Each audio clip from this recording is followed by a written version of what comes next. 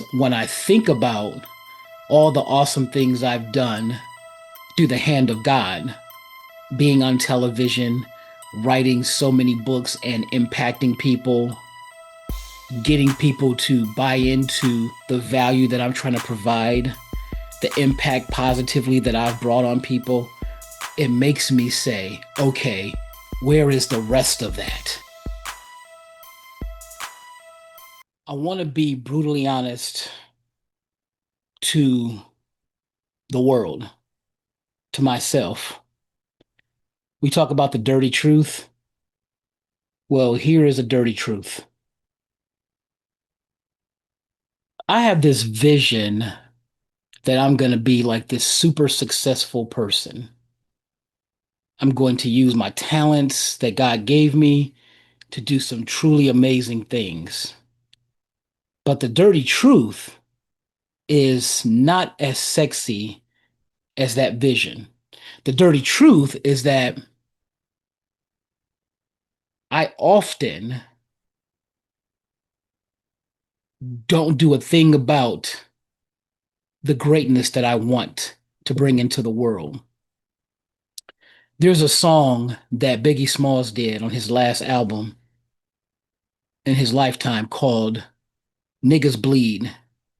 And that song has a hook where Biggie says, Niggas bleed just like us. Picture me being scared of a nigga that breathes the same air as me. Well, I'm scared of a nigga that breathes the exact same air as me. And that person is me. Not the me that I see myself as, but the me that is mediocre. All of us have a mediocre version. And when I think about the mediocre me, that mediocre me is a hater. That mediocre me is a jealous person. And quite frankly, I think that is a secret admirer. The mediocre me secretly admires the person that I am and wants to stop any chance of me just being great, legendary, awesome. See, that's the thing with human beings. Even the most successful human beings on earth have their moments. We are always taught to just live up to being a champion and getting up super early in the morning and working hard and being consistent, being dedicated, being committed. And all of that stuff brings a lot of success. It also brings stress and burnout. And there are some people like Gary Vaynerchuk who will say, it's not about what time you wake up, it's about what you do while you're awake. And everyone has their own opinions about it. I'm not going to get in here and try to litigate any of that. But there are so many times where me as a person, the mediocre me, wants to smother the me that's ambitious, the one that's visionary, the one that at the age of 7 years old was put into honors classes because, as the people in charge said to my mother when I was 7, your son has an exceptional level of intelligence. The people that thought I was this genius whiz kid, the people that meet me now or have met me in the past few years, they think that I'm just this amazing person. Not all of them, but a lot of them think that I'm this amazing person who is highly talented, can do anything, probably went to an amazing school, and can take over the world. Now, I see myself in those ways, but that jealous hater, the mediocre me, is the one that just stomps me out all the time, way more than I would like. Really don't want it to ever happen. What do I mean by that? I mean, all of us are procrastinators, some worse than others. So when I'm procrastinating, when I'm not doing the thing that I know is going to get me closer to where I have to be, that's that other version of me. That's that mediocre version, the one that just wants to just stay a nobody. The person that will say, you know, if you use your personality and your ability to communicate effectively and bring value to people and your life experiences of communicating effectively, you can get this many clients, earn this kind of income, and bring this much value to the world so that it's fair exchange, no robbery. You're giving a ton of value and they are receiving a ton of value, and you're getting financial value and the value of peace of mind that you help somebody. You get all of that. But then when I'm just like, oh, you know what? Let's see what's on my phone. Let me look and see. Oh man.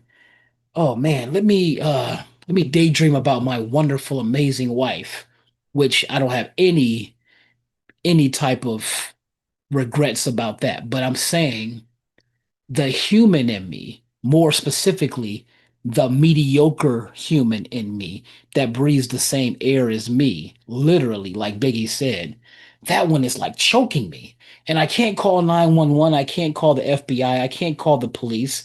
I can't say, hey, officer, this is Deante. Yes, Deante Young. Yes, nine-time author, ghostwriter, podcast host. Yeah, that's him. Uh, I am being choked out by my mediocre self. What's his name? Well, his name is, I'm just gonna say Devil Deante. Yeah, because hello, hello. Yeah, that's how that call would go. All of us can relate to that. I'm just one of the few that's going to actually admit it. It's a dirty truth of mine. I have moments where I'm doing the most amazing thing. When I wrote my first book, I was so locked in, and that's why I was able to write it in 11 days. Then my second book, I wrote it in 10 days. I was so committed. I have such a discrepancy. The mediocre me has such a discrepancy of the things that I do that's quality time invested and focus, that tunnel vision that the most legendary high performers have, whether it's Michael Jordan, whether it's Tom Brady, whether it's Kevin Hart, whether it's Will Smith, whether it's David Goggins, whether it's Oprah, any of these big time people. And it's not just world famous celebrities, it's also everyday people that we've never heard of.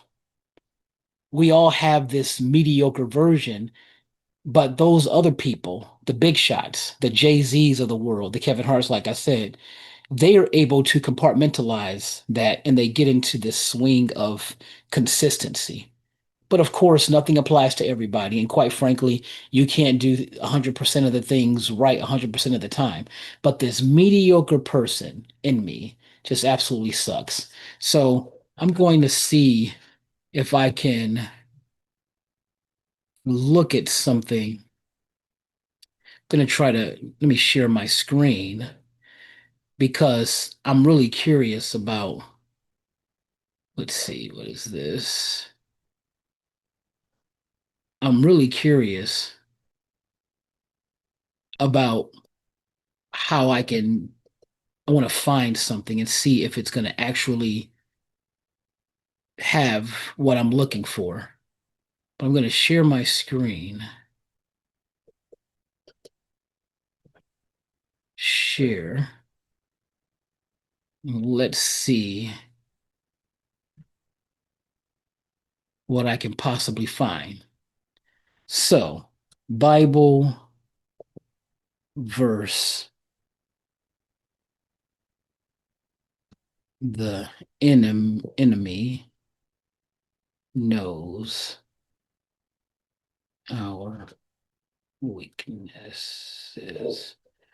Let's see. All right, so I've heard this expression, the enemy knows our weaknesses, meaning the devil. In this case, meaning my mediocre self. So it says, while no single verse explicitly states the enemy knows our weaknesses, several passages imply it. First Peter 5 and 8 describes the devil as a roaring lion seeking whom he may devour, suggesting he targets vulnerabilities. Luke 22 and 31 mentions Satan sifting believers like wheat, an attack that likely exploits their weaknesses. The broader context in verses like Ephesians 6 and 11 and 2 Corinthians 2 and 11 discusses, or 2 Corinthians, I should say, discusses understanding and standing against the devil's schemes and devices. which implies an awareness of his tactics, including the exploitation of human weaknesses. Now, that is quite frightening. And I remember my pastor and my great friend Wayne Dawson said that it's not enough to just believe in God. He says, because the devil believes in God. And that's extraordinarily true. And it's like a kind of a shocking, disturbing thing. And it's something that I don't like to think about. And I'm seeing here that it says James wrote about this amazing secret that reveals Satan's weakness. Be sober, be vigilant, because your adversary, the devil. Yeah, they talk about the devil as the adversary. So in this case, I'm kind of using the mediocre version of me, the one that just wants to be miscellaneous, the one that wants to live in a very meager, mediocre fashion based on his actions. I think about that and I'm just like, why does that happen? I always like to take the full blame of those kind of things. I hate it because the Deante that I like to represent myself as is the person that will use my life experiences, especially the ones that sucked, that were challenging, that was embarrassing. I'm the person that wants to use my life experiences and say, let's go to a whole nother level because we lived through that nonsense. So let's see what we can do beyond that, right? Let's use our life experiences to know better and do better. Let's do that. And then I have like this whole thing where I just kind of like fall by the wayside. All right. So now we're back to just thinking about the nonsense. So you look, see here, Deante Unlimited. I had this hat made 6 years ago in 2019. And what that was supposed to mean is quite literally, I'm Deante Unlimited, meaning I am unlimited in my capabilities to do what I want to do and to create value for people one by one and eventually have a massive following of people. And when I say massive, that can be as many as 50 or 100 people or 1,000 people who are just really dedicated and committed to my specific message. And so I'm just talking to you guys like a friend. It absolutely sucks because when I think about all the awesome things I've done through the hand of God, being on television, writing so many books and impacting people, getting people to buy into the value that I'm trying to provide, the impact positively that I've brought on people, it makes me say, okay, where is the rest of that? So, like Biggie said, niggas bleed just like us. Picture me being scared of a nigga that bleeds the same air, that breathes the same air as me. I'm afraid of that mediocre version of myself. Les Brown, the great motivational speaker, said some really essential things that just absolutely mesmerized me. And I wish I could remember the exact wording and phrasing, but in a nutshell, I'll say some of the things. So Les Brown says that life is a fight for territory. And once you stop fighting for what you don't want automatically takes over. That's like unsettling and frightening and also a little bit like reaffirming because you just keep fighting for that territory, right? If it were that simple in the real world with where people have like lapses and mediocrity, like the mediocre version of Deante. And so he also says that when we have these limiting beliefs like he always had about things, when he would be going on stages to speak and he's in these big Fortune 500 companies and people that have PhDs and all these types of fancy diplomas and honors and things of that nature, he talks about how in his mind he's nervous before going on to be a public speaker where he's getting paid a lot of money and he's thinking, man, just think about what they have. They got this diploma, they got this master's degree, they got this. And he said that a voice told him, don't worry about what they have, bring what you have. And that's empowering because that spoke to me tremendously because you, whoever you are, you always have something that somebody else doesn't have, no matter what they have. They can have $1 billion net worth, no care in the world. They can be so talented in one thing, two things, but they still don't have what you possess. And what you possess is always something that they don't, and they secretly wish they did. Going back to secret admirers, they secretly admire you, even though they have seemingly the world.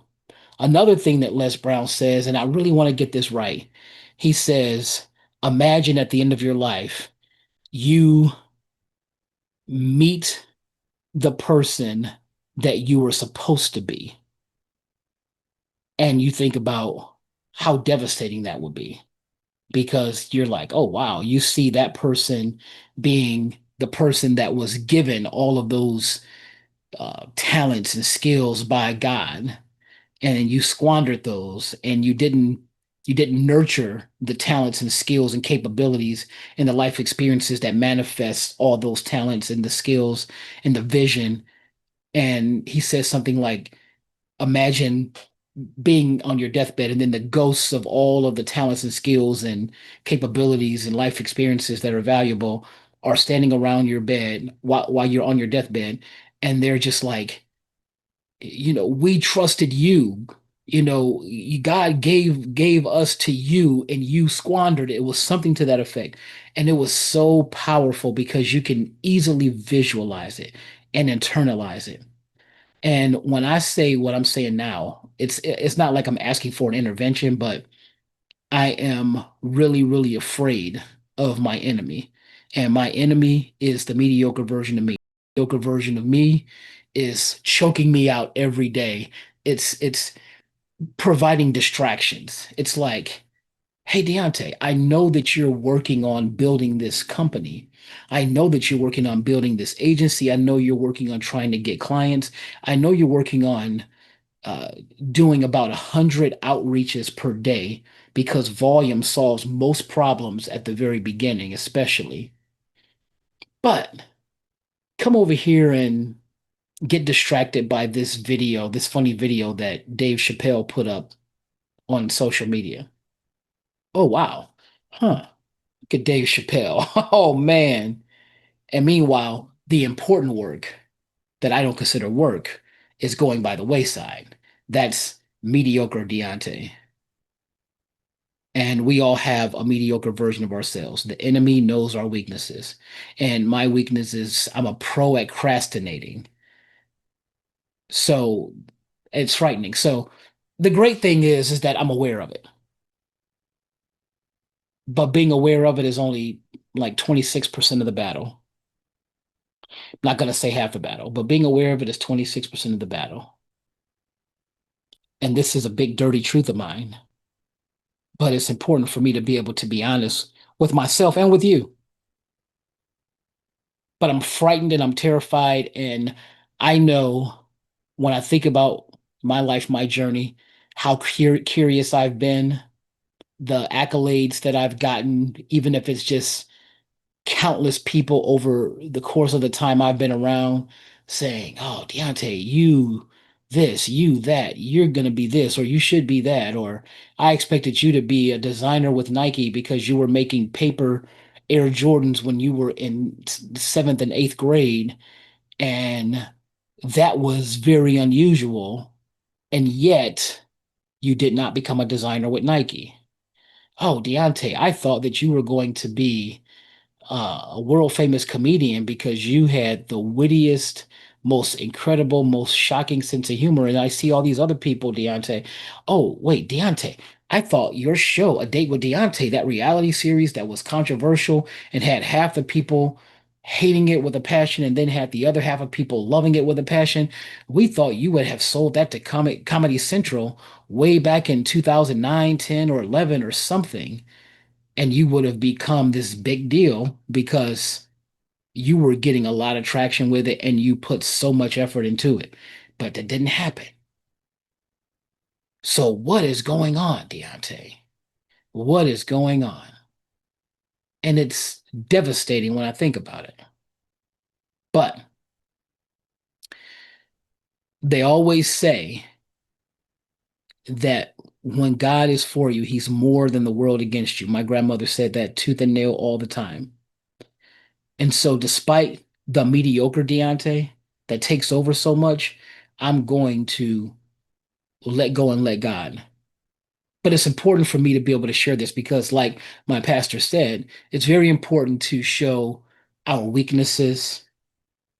And that can be used in so many different ways. We can use whatever word. We can say our weaknesses. We can say our testimony. We can say our dirty truth. We can say our challenges, setbacks, hardships. We can say all of that. It's all the same thing, right? But my pastor friend Wayne Dawson said that it's important to share your weaknesses with people because that's the only way that you can get folks to understand how good God is. And he said something really profound. He said, you don't want to always be sharing your wins because when you share your wins, that creates competition. When you share your losses, it creates community. And that's what I'm looking for, community.